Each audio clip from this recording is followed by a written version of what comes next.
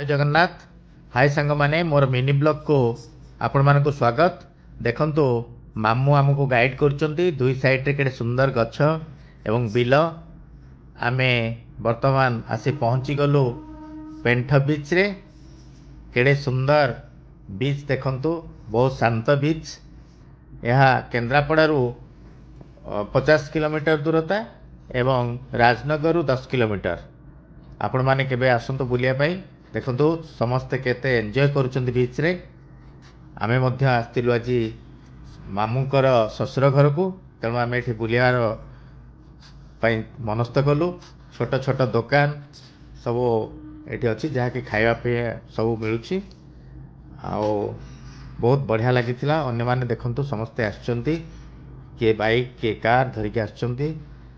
आमे मध्य आस्तिलु। मोर सहधर्मिणी आगे उल्हे पड़ले एवं मोर भौणी भिणी मामू माई समस्ते सांगरे आज आस्तिले बीच टी बुलिया पाई। मु सेमानको कहली चलो जिबा बीच पाखकू। मोर भौणी मध्य आगे आगे चलले, किंतु देखंतु डंगारे दिबर माने माछ कंकड़ा धरचंती। मोर भारी इच्छा थिला जीवा पाई, किंतु भिणे मते मना कले, तेणु मु गलुनी। समस्ते चलले बीच आड़ को बुलिया पाई। मु मध्य पछे पछे चलली। आपण मानको मु एडवाइस करिवि, एठी जदि आसीबे बुलिया पाई आपण डिसेंबर जनवरी आसंतु, खूब एंजॉय करिवे। आमे मध्य खूब एंजॉय करथिलु। देखंतु दहीबरा वाला आसीगला। मोर भारी खाया पाई मन होला, किंतु वर्तमान मते माई मना करचंती, तमे जाओनी, तमे जाई खाइबो सेठी, तम पाई रोषे ହେଇଛି, तमे कौन एठी खाइबो दहीबरा। तेणु जा हो सांग माने खूब एंजॉय करथिलु दिनटी आज।